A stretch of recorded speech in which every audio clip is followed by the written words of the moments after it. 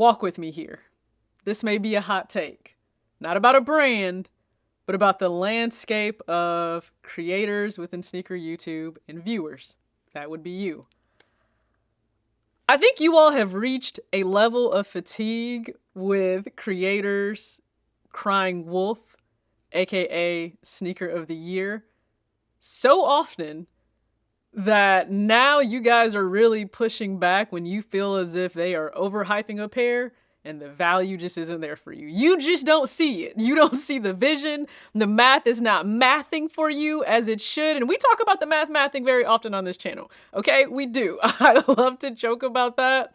And again, this could be a hot take. Now, this is certainly not directed at anyone because that's not even how I operate myself. But the more that I've stepped back from buying sneaker after sneaker after sneaker this year in 2024, and a lot of you have done the same. Do you know how I know that? Because I ran a poll on my community tab and you guys voted just to let me know right now through June how many sneakers you've purchased. Now, you certainly could have purchased an additional pair or two after that poll went up, but nonetheless, you've purchased, majority of you, only between 1 and 5 pairs. I'm right there with you. My 4th pair should arrive very soon, likely when I'm filming this video before the weekend arrives, and it is the Vomero 5 in the Thunder Blue and Cream colorway. So you can check that video out.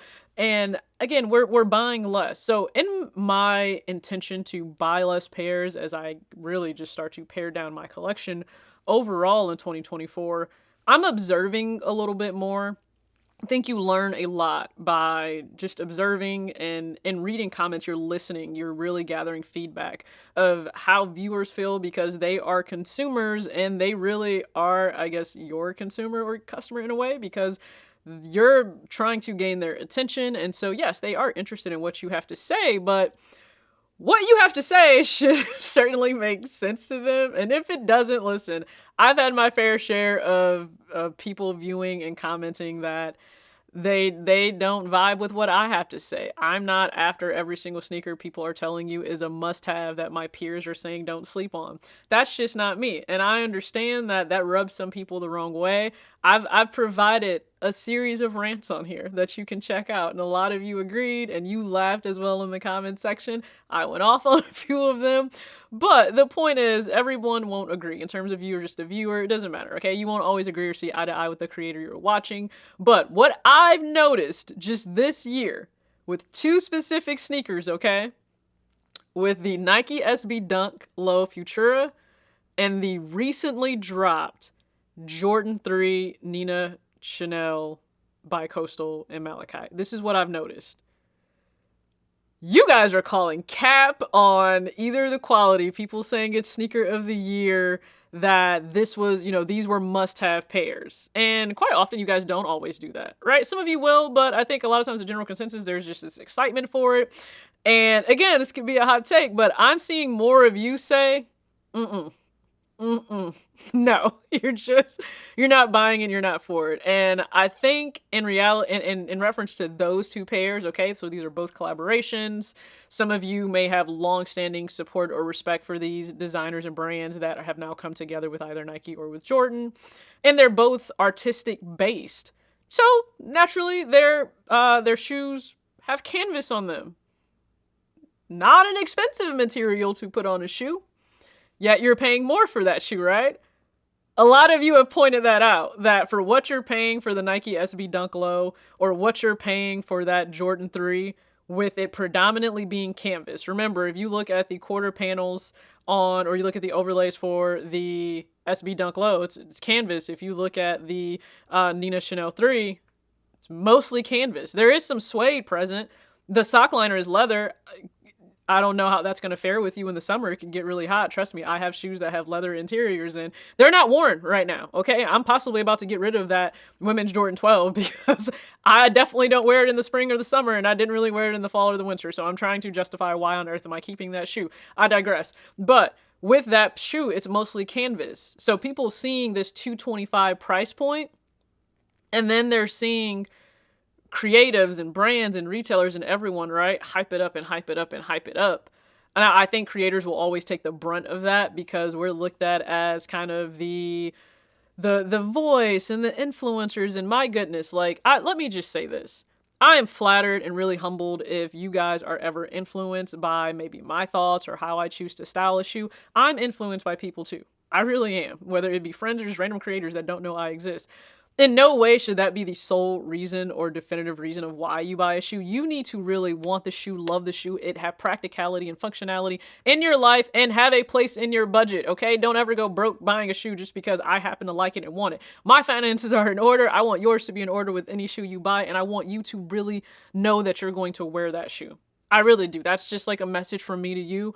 I love that you guys comment, oh, like, you helped me really make this decision. I love it, but also I just want to provide that context. Just make sure you're doing it because you, above all, if I'm taken out of the picture, I want you to still want that shoe, okay? And when I look in comment sections, I'm really taken back. This is not to beat on Drake anymore, but goodness knows he just should really lay low for the rest of 2024.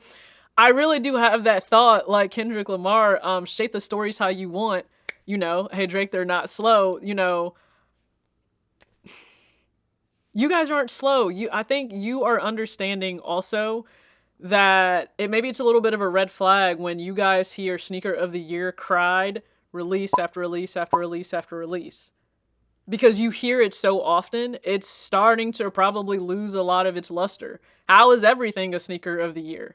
How is everything a must-have? How is everything something you don't sleep on? Without discernment, you kind of start to probably think, so what is considered like really great? Like, what does this creator or what does this person's style really stand for? What is it rooted in? And if that's lost, I think it could, I don't know, maybe create some tension in terms of how you're viewing that creator's perspective on a shoe, right? And it's theirs to have. But your pattern of behavior or what you're saying is Sneaker of the Year this day, 3 business days later, it's another Sneaker of the Year. Fast forward to June and you now have other Sneakers of the Year. I'm just saying, you guys are calling cap. I'm not mad at you for calling it. I think, listen, there's a reason that Chris, aka Nightwing on Wear Testers, is respected so much. You know when he supports a shoe, you know when he thinks, okay, they did a damn good job. He will call them, all right, let's take a look at these bad boys or these bad girls right here if it's a women's exclusive. And then you know when he's not for it because Chris will call bullshit, Chris will call cap, he will speak his mind. Okay, I don't think absolutely Nike and Jordan, that I think they know at this point. Chris is going to say exactly what he thinks.